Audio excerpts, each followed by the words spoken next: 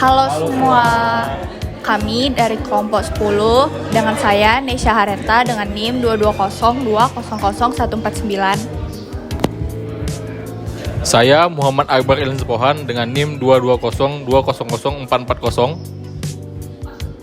Saya Yola Amanda dengan NIM 220200148. Saya Haikal Adrian dengan NIM 2202000444. Saya Muhammad Aditya Darmawan Harahap dengan NIM 220200438. Dengan saya Muhammad Dafa Joviandra dengan NIM 220200447. Di video ini kami akan membahas tentang tindak pidana perpajakan. Selamat menikmati.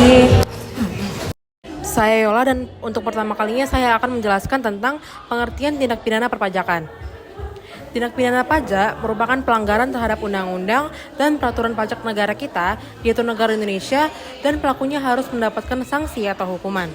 Terkhusus tindak pidana di bidang perpajakan, asas lex specialis derogat legi generali diberlakukan, di mana dalam asas ini, peraturan yang lebih khusus mengesampingkan peraturan yang lebih umum.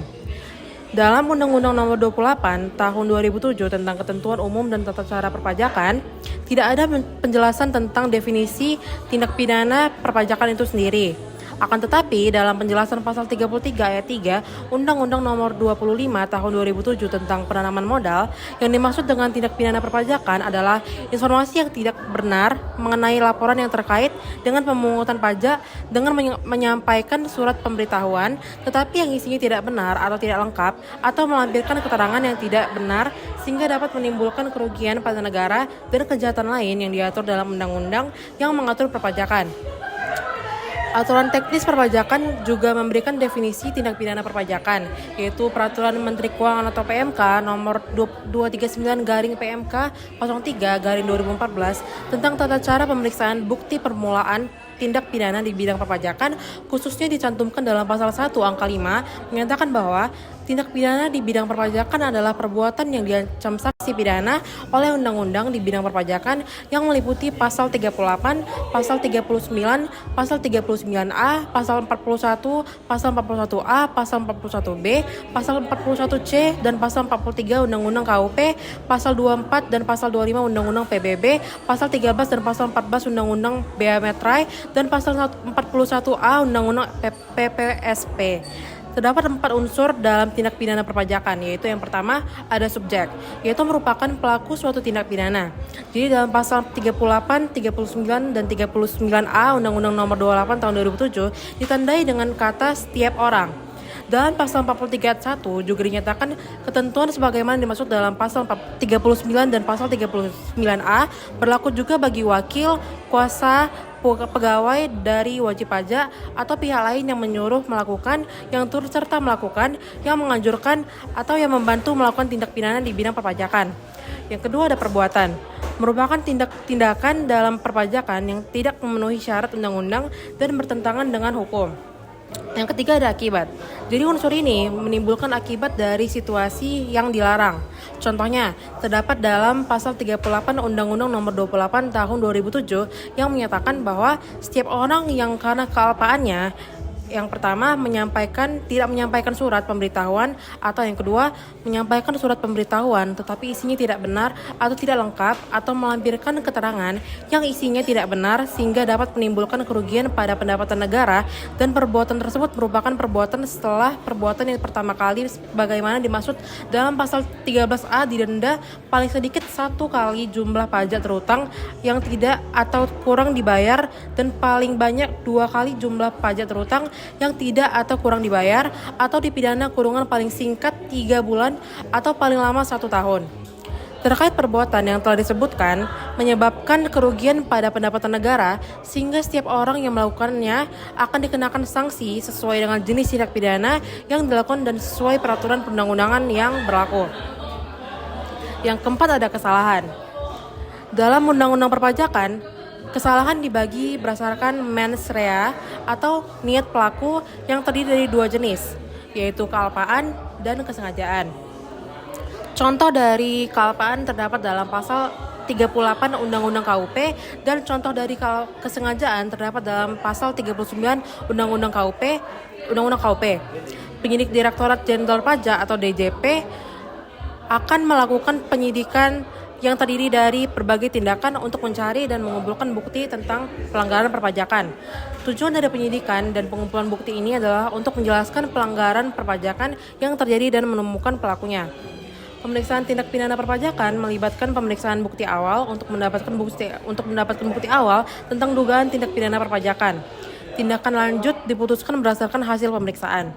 Tindak lanjut dari pemeriksaan bukti awal adalah rekomendasi untuk penyidikan atau tindakan tambahan seperti penerbitan surat ketetapan pajak kurang bayar atau SKP, pembuatan laporan tindak pidana selain tindak pidana perpajakan yang akan disampaikan kepada pihak yang berwenang, pembuatan laporan sumir apabila wajib pajak mengklaim bahwa tidak ada bukti tindak pidana perpajakan yang dilakukannya, atau pembuatan laporan sumir apabila tidak ada indikasi tindak pidana perpajakan. Sekian dan terima kasih. Selanjutnya saya akan menjelaskan tentang jenis-jenis tindak pidana perpajakan.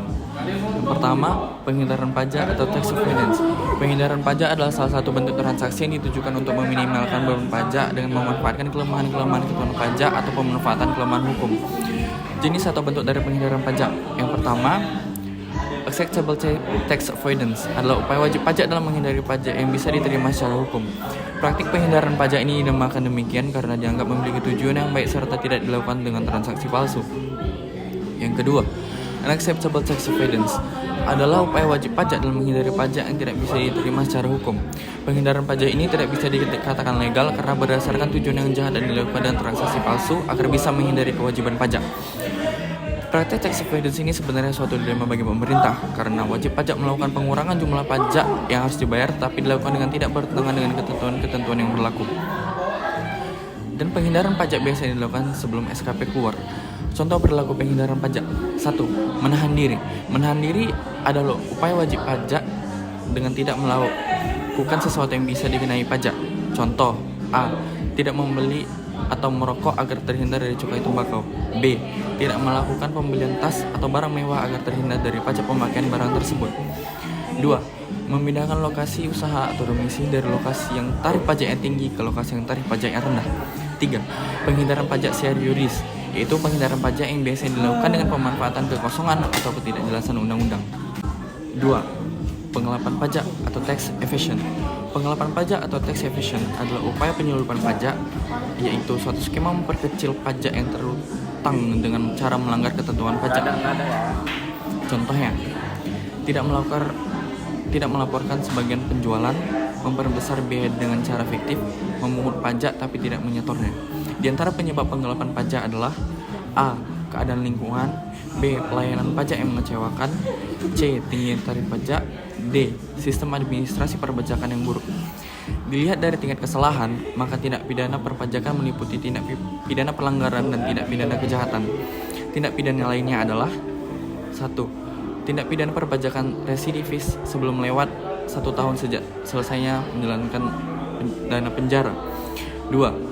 Sengaja tidak memenuhi kewajiban administrasi perpajakan, menyalahgunakan NPWP, menolak dilakukan pemeriksaan, memperlihatkan pembukuan palsu atau tidak menyelenggarakan pembukuan, tidak menyimpan pembukuan, dan tidak menyetorkan pajak yang telah dipotong atau dipungut sehingga menimbulkan kerugian negara sebagaimana dimaksud dalam pasal 39.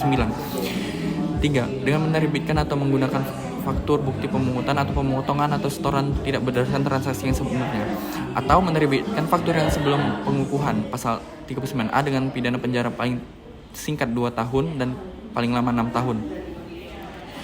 4. Pejabat sengaja tidak memenuhi kewajiban atau seseorang yang menyebabkan tidak dipenuhinya kewajiban pajak pasal 41 ayat 2 dengan dipidana penjara paling lama 2 tahun dan denda paling banyak 50 juta rupiah.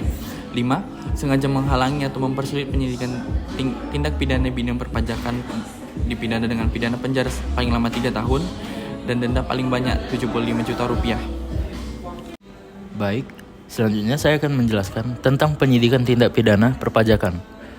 Penyidikan merupakan suatu proses keberlanjutan dari proses pemeriksaan yang mengindikasi adanya pembuktian permulaan. Bukti permulaan itu sendiri merupakan suatu keadaan, benda, ataupun bukti yang dapat memberikan petunjuk atas adanya suatu tindak pidana perpajakan. Dengan adanya pengumpulan dari bukti dan petunjuk-petunjuk lainnya dapat membuat suatu tindak pidana di bidang perpajakan menjadi lebih jelas atau ditemukan titik terangnya sehingga dapat membantu petugas yang berwenang dalam penyidikan untuk menemukan tersangka dari kasus tindak pidana perpajakan.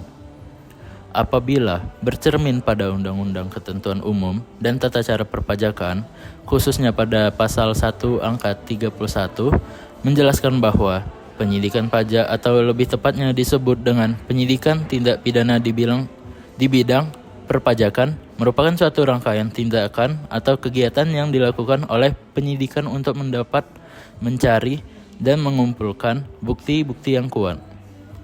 Kegiatan penyidikan atas tindak pidana di bidang perpajakan ini dilakukan sesuai dengan ketentuan yang berlaku dalam Undang-Undang Hukum Acara Pidana.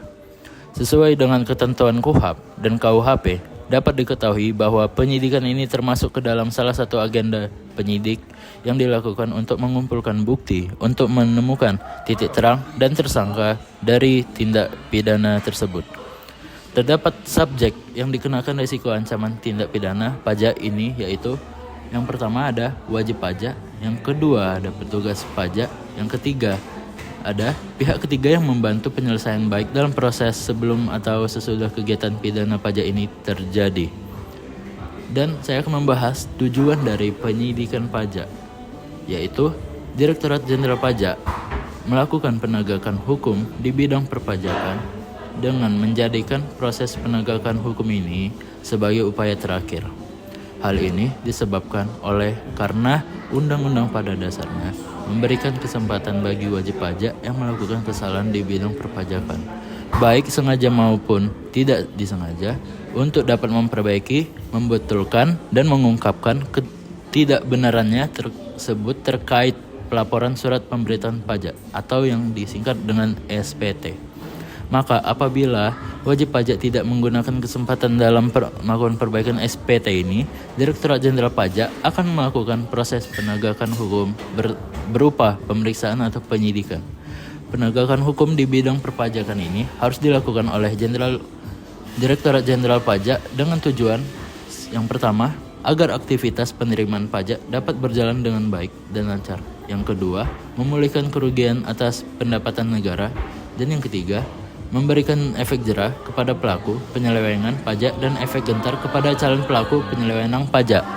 Dan yang keempat, memberikan keadilan dan kepastian hukum dengan menjunjung tinggi nilai integritas. Dan saya akan membahas dari kewenangan dalam proses penyidikan pajak, yaitu dengan mengacu pada pasal 44 ayat 2 Undang-Undang KUHP terdapat 11 kewenangan penyelidik dalam menjalankan tugasnya. Yang pertama, berwenang dalam mencari, menerima, mengumpulkan, serta meneliti hal-hal yang berkaitan dengan keterangan atau laporan berkenaan dengan tindak pidana di bidang perpajakan. Dan yang kedua, penyidik berwenang dalam melakukan penelitian, pencarian, dan pengumpulan keterangan terkait orang pribadi atau badan yang mendukung kebenaran dalam perbuatan yang dilakukannya terkait tindak pidana perpajakan. Yang ketiga, melakukan permintaan yang berkaitan dengan keterangan dan bahan bukti yang berasal dari orang pribadi atau badan terkait dengan tindak pidana di bidang perpajakan. Dan yang keempat, berwenang untuk melakukan pemeriksaan terkait buku, catatan, serta dokumen lainnya yang berkenaan dengan tindak pidana di bidang perpajakan. Dan yang kelima, berwenang dalam kegiatan penggeledahan dalam tujuan untuk mendapatkan bahan bukti, pencatatan, pembukuan, serta dokumen lainnya, dan berwenang melakukan penyitaan terhadap barang bukti tersebut.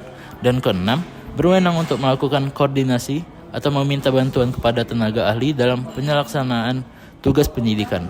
Dan yang ketujuh, ada berwenang meminta seseorang untuk berhenti atau meninggalkan ruangan atau tempat yang bersangkutan saat berlangsungnya proses pemeriksaan, dan berwenang memeriksa identitas dari orang, benda, atau dokumen yang dibawanya. Dan yang ke-8, berwenang untuk melakukan pemotretan terhadap seseorang yang berkaitan dengan tindak pidana di bidang perpajakan. Dan yang ke-9, ada berwenang untuk melakukan pemanggilan orang sebagai tersangka atau saksi untuk dimintakan keterangannya. Dan yang ke-10, berwenang untuk menghentikan proses penyidikan. Dan yang terakhir, 11, berwenang untuk melakukan tindakan lainnya demi kelancaran penyidikan. Selain itu, petunjuk penyidik juga diwajibkan untuk memberitahuan kepada penuntut umum melalui penyidik pejabat polisi negara Republik Indonesia atas dimulainya proses penyidikan dan penyampaian hasil dari penyidikannya sesuai dengan aturan yang berlaku dalam Undang-Undang Hukum Acara Pidana. Penyidik juga berwenang melakukan kolaborasi dengan Polri, Kejaksaan, serta pelaporan dan analisis transaksi keuangan (PPATK) dengan tujuan untuk memberikan keadilan dan kepastian hukum yang menjunjung tinggi nilai integritas. Tak hanya itu, dukungan dari Komisi Pemberantas Korupsi yaitu KPK dan Otoritas Jasa Keuangan (OJK) dan lembaga perbankan juga diperlukan agar penegakan dari hukum pidana ini berjalan efektif. Dan sekian dari saya. Saya akan melanjutkan penjelasan dari teman saya Dafa. Dalam hukum pajak, hukuman terberat jika terjadi pelanggaran pajak, maka akan dikenakan sanksi pidana. Sanksi pidana dan pajak dapat dikenakan kepada wajib pajak ataupun pejabat pajak yang terbukti melakukan pelanggaran yang termasuk dalam ketentuan sanksi pidana pajak. Pemerintah bersama dengan Kementerian Keuangan telah menetapkan sanksi pajak terbaru dalam hal tindak pidana. Aturan tersebut dapat dilihat di Undang-Undang Nomor 7 Tahun 2021 HPP atau Harmonisasi Peraturan Perpajakan. Dalam undang-undang tersebut, aturan terbaru memberikan ultimum remedium lebih luas kepada wajib pajak atau pihak yang melakukan tindak pidana perpajakan. Sebelumnya, tindak pidana perpajakan hanya sampai pada tahap penyidikan saja. Namun, dengan adanya ketentuan terbaru, tindak pidana pajak sampai pada tahap penyidikan pajak. Di Indonesia, pemberlakuan tindak pidana pajak secara khusus awalnya diatur dalam Undang-Undang Nomor 6 Tahun 1983. Di dalam undang-undang tersebut, secara khusus mengatur mengenai ketentuan umum dan tata cara perpajakan beserta dengan perubahannya. Selain itu, di dalam undang-undang ini juga mengatur tentang tindak pidana yang berlaku dalam bidang perpajakan. Secara lebih lanjut, aturan tersebut juga diatur pada KUHP dan undang-undang lainnya. Hal tersebut dapat terjadi karena adanya alasan khusus dari tindak pidana berat dalam bidang perpajakan tersebut, sehingga perlu adanya aturan khusus yang menjadi dasar hukum dan aturan yang menyertainya. Lebih lanjut lagi, terdapat dasar hukum yang memperkuat aturan tersebut mengenai sanksi pidana pajak. Hal tersebut dapat dilihat pada pasal 36A dalam ayat 3 Undang-Undang Nomor 28 Tahun 2007. Undang-undang tersebut mengatur mengenai perubahan ketiga berdasarkan Undang-Undang Nomor 6 Tahun 1983. Selanjutnya, terkait pemberlakuan sanksi pidana pajak juga dapat diketahui dalam Undang-Undang Nomor 7 Tahun 2021 HPP atau Harmonisasi Peraturan Perpajakan. Dalam semua dasar hukum perpajakan di atas ikut mengatur berbagai pihak yang dapat dikenakan ancaman mengenai pidana pajak perpajakan tersebut, yaitu 1.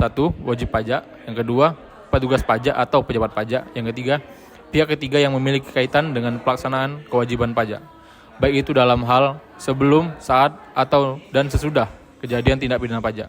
Pihak ketiga dapat pula berupa pembuat, pemudah, penyiap, perlancar, dan orang yang secara sengaja menyembunyikan maupun menerima hasil dari tindak pidana dalam bidang perpajakan tersebut.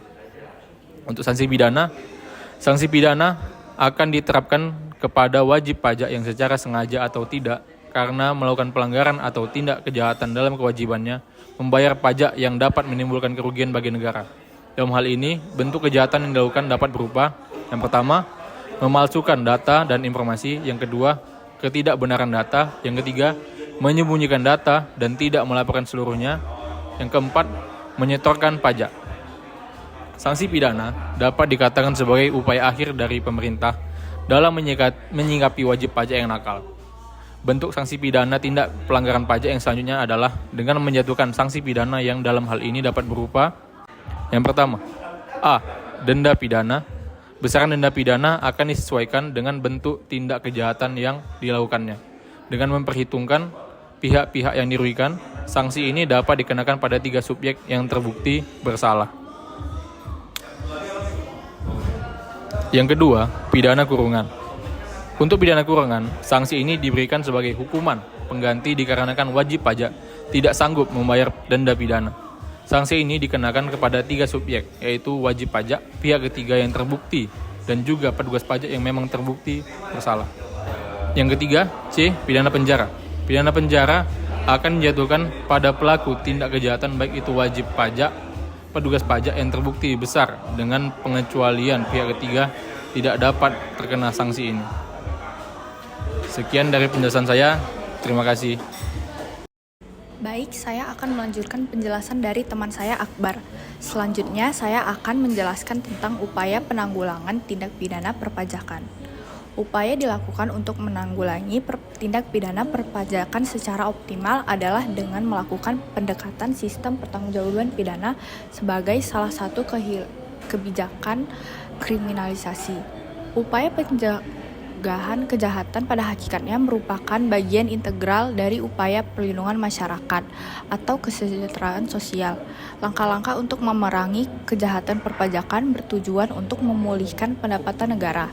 Kedua aspek pengumpulan penerimaan pajak dan keuangan negara merupakan bagian dari dukungan anggaran negara untuk pembangunan nasional, seperti upaya peningkatan kesejahteraan masyarakat.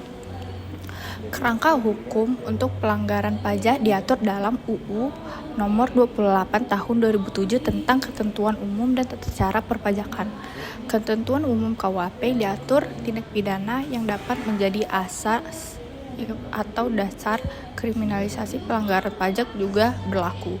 Dahulu hanya manusia yang diakui sebagai subjek tindak pidana sebagaimana diatur dalam KUHP. Namun dalam perkembangannya terdapat asosiasi komersial atau perusahaan yang tidak dapat diasimilasikan dengan manusia yang melakukan tindak pidana. Kebijakan mengenai tindak pidana perpajakan diatur dalam bab 8 tentang ketentuan pidana, yaitu dalam pasal 38, 39, 39A, 40, 41, 41A, B, C, 43, dan 43A. Berkenaan dengan tindak pidana di bidang perpajakan, klasifikasi atau jenis tindak pidana perpajakan dibagi menjadi tindak pidana perpajakan berupa pelanggaran atau culpa sebagai perbuatan yang tidak disengaja, dan tindak pidana perpajakan berupa kejahatan atau dolus sebagai perbuatan yang disengaja. Sistem hukum Indonesia, asas pertanggungjawaban pelaku dalam hukum pidana mengandaikan adanya kesalahan atau perbuatan yang melawan hukum, sehingga atribusi pertanggungjawaban atas suatu tindak pidana dalam hukum pidana mensyaratkan beberapa hal, yaitu yang pertama, adanya perbuatan yang dilakukan dengan sengaja; kedua, adanya unsur kesalahan berupa kesengajaan; ketiga, adanya pelaku bertanggung jawab dan tidak dapat dimaafkan. Karena kesalahan yang sangat erat kaitannya dengan tindak pidana yang dilakukan oleh seseorang merupakan subjek hukum, maka fakta bahwa seseorang telah melakukan perbuatan yang bertentangan dengan atau melawan hukum tidak dapat dipidana, meskipun perbuatan tersebut memenuhi unsur-unsur tindak pidana yang telah dilakukan oleh hukum dan tidak dapat dibenarkan, namun tidak dapat dipidana. Karena seseorang melakukan perbuatan tersebut haruslah orang yang bersalah atau dapat dipertanggungjawaban, atau kesalahan subjektif untuk dapat dipidana. Hal ini menunjukkan tanpa keraguan bahwa kesalahan terkait dengan kesalahan sebagai prasyarat untuk pengenaan sanksi untuk meminta pertanggungjawaban pelaku berdasarkan prinsip praduga tak bersalah dalam hukum pidana, dan temuan kesalahan yang menjadi dasar pengenaan sanksi tidak diragukan lagi didasarkan pada tindakan yang dilakukan dengan melanggar hukum atau bersifat melawan hukum. Mahkamah Agung telah menempatkan 4 isu penting sebagai pedoman prinsip bagi pengadilan yang menangani tindak pidana di bidang perpajakan dalam SEMA nomor 4 tahun 2021. Yang pertama, pertanggungjawaban korporasi atas pelanggaran pajak. Ketentuan ini menetapkan bahwa ungkapan setiap orang dalam Undang-Undang tentang Ketentuan Umum dan Tata Cara Perpajakan harus ditafsirkan sebagai mengacu pada individu dan perusahaan. Individu dan perusahaan dapat dimintai pertanggungjawaban atas tindak pidana perpajakan. Korporasi selain dijatuhkan pidana denda dapat dijatuhkan pidana tambahan lain sesuai aturan perundang-undangan. Demikianlah bunyi angka 1 huruf C SEMA nomor 4 tahun 2021 ini. Yang kedua, pengadilan negeri berwenang untuk mengadili pendahuluan yang berkaitan dengan tindak pidana perpajakan. Pemeriksaan pendahuluan yang berkaitan dengan tindak pidana perpajakan dilakukan oleh pengadilan negeri atas nama hakim investigasi atau jaksa penuntut umum jika ada permohonan penangguhan pemeriksaan. Yang ketiga, pertanggungjawaban pidana pengurus atas tindak pidana di bidang perpajakan dalam hal kepailitan dan atau pembubaran perusahaan. Kepailitan dan atau pembubaran perusahaan tidak menghapuskan pertanggungjawaban pidana pengurus atau orang lain atas tindak pidana perpajakan dilakukan saat tindak pidana tersebut dilakukan. Yang terakhir, pidana percobaan. Seorang terdakwa yang didakwa melakukan pelanggaran pajak tidak berhak atas masa percobaan.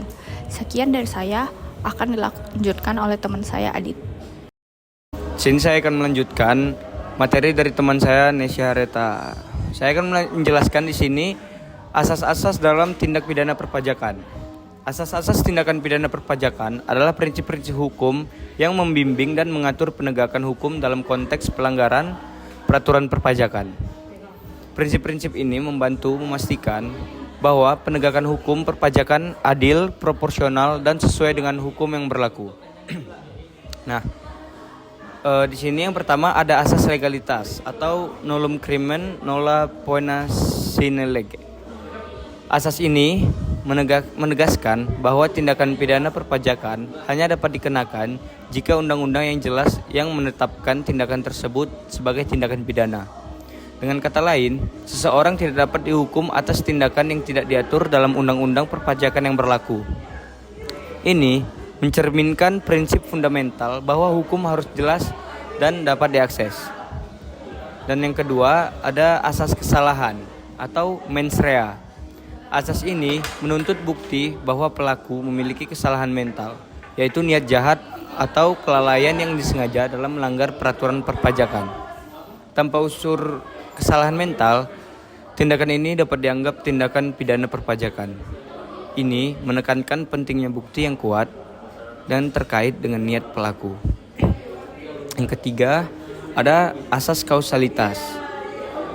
Asas ini mengharuskan adanya hubungan sebab akibat antara tindakan pelaku dan pelanggaran perpajakan. Dengan kata lain, tindakan pidana perpajakan harus memiliki kontribusi langsung atau tidak langsung terhadap pelanggaran perpajakan yang terjadi. Ini memberikan dasar hukum yang kuat untuk mengaitkan tindakan dengan akibatnya. Yang keempat ada asas ne bis in idem. Prinsip ini menegaskan bahwa seseorang tidak dapat dihukum dua kali atas tindakan yang sama dalam konteks perpajakan. Jika seseorang sudah dihukum atau didenda atas pelanggaran tertentu, mereka biasanya tidak dapat dihukum kembali atas pelanggaran yang sama. Ini melindungi hak individu dari perlakuan ganda yang tidak adil. Yang kelima ada asas proporsionalitas. Asas ini menekankan bahwa saksi yang dikenakan dalam kasus tindakan pidana perpajakan harus sesuai dengan tingkat pelanggaran yang terjadi. Hukuman harus sebanding dengan pelanggaran yang dilakukan dan pengadilan harus mempertimbangkan faktor-faktor seperti niat pelaku dan kerugian yang ditimbulkan. Yang keenam ada asas ini adalah dasar penting dalam sistem peradilan perpajakan dan menjamin bahwa tindakan pidana perpajakan yang dikenakan adil, sesuai dengan hukum, dan proporsional. Sekian dari saya dan terima kasih. Terima kasih telah menonton video kami. Semoga menjadi bahan edukasi bagi kita semua. Sampai jumpa kembali.